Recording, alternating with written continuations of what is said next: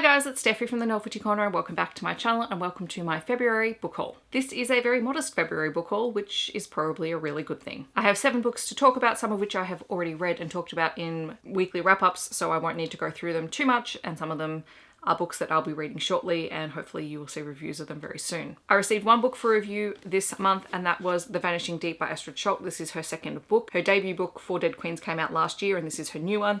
This is set in a world that is completely submerged in water and people live on, I think they're like floating cities. Very Atlantis vibes. This is supposed to be a sort of sci-fi mystery story and I'm very much looking forward to it. Like I said, it's giving me Atlantis vibes and I'm down for that totally. I received 2 books in subscription boxes. The first is The Beast of Beswick by Emily Howard and then also My Darling Duke by Stacey Reid. Both of these are historical romance novels with Beauty and the Beast undertones. At the point of filming this book haul, I have read My Darling Duke. I really enjoyed it. I am also planning on reading The Beast of Beswick very soon after I film this video, so hopefully by the time the video goes up I will have read it and reviewed it. They're just good fun. I'm now officially down for historical romances, so there may be more of these in my future. Then I bought 4 additional books. I bought the 4th and final book in the Diviner series, The King of Crows. I have read this, I've talked about it, I love the series.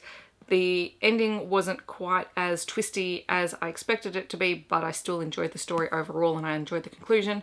It is a great series. It is historical, urban fantasy, set in alternate New York. Well worth reading if you like that sort of thing. Bits of paranormal elements woven into it, ghosts and special powers, and it's just delightful. I also picked up physical copies of 2 books that I have previously read. The first being Fix Her Up by Tessa Bailey, which is a contemporary romance story. It's a bit more of a rom-com than anything else. And I read this last year, loved it. It is about Georgie, who has her own business as a party clown, and Travis Ford, who is a former baseball player who's been injured and happens to be Georgie's brother's best friend. And the 2 strike up a fake relationship in order to fix both their images. Georgie wants to be taken more seriously by the people around her, and Travis is trying to repair his bad boy reputation. So this serious relationship is designed to help them both. It was fun, it was funny, I enjoyed it.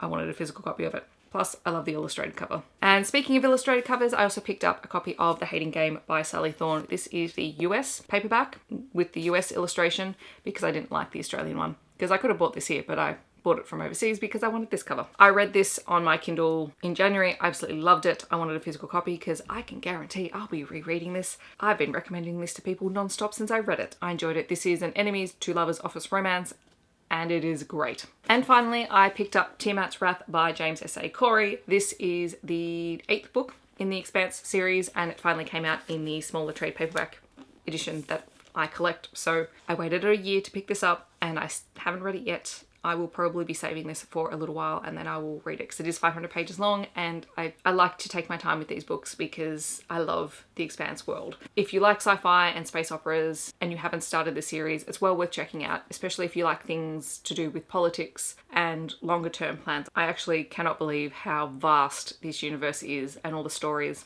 and how the relationships have changed and the complexity between all the different characters. It's really just a series that I love coming back to time and time again. Those are the books that I picked up in February.